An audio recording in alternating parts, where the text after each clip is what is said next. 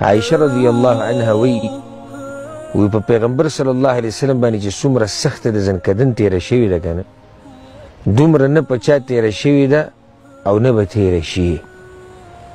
پیغمبر صلی الله علیه وسلم په خوا کې یو لوښی ایښود او په هغې کې اوبه وې او په دې مخ به یې ټوکې اچولی و، کپړه یې په دې مخ باندې پرته وه، نو دغه لوښي کې به یې لاس وو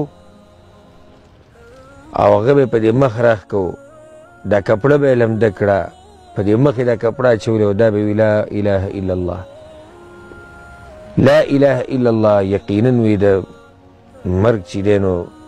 سخت زنکدن دی، یقینا د مرګ سخت زنکدن دی. عمرو بن العاص رضی الله عنه د هغه په باره کې دا راځي، وایي هغه به دا خبره کوله چې زه حیران یم هغه سړي ته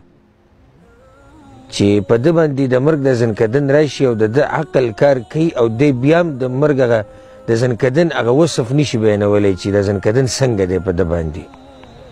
نو کله چې په خپله په عمرو رضی الله عنه باندې د زنکدن راغی، زوی ورسره ناست و عبدالله بن عمرو رضی الله عنهما،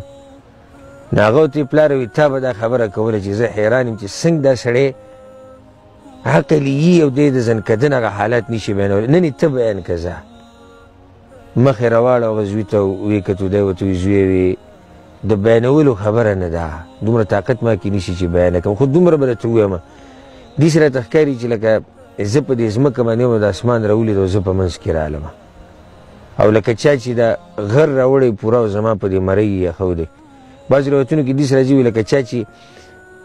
غني زما په دې بدن کې دننه کړي او هغه راکاږي او د هغې سره دا رګونه راښکودی کېږي. د مرګ داسې ناشنا سخته ده.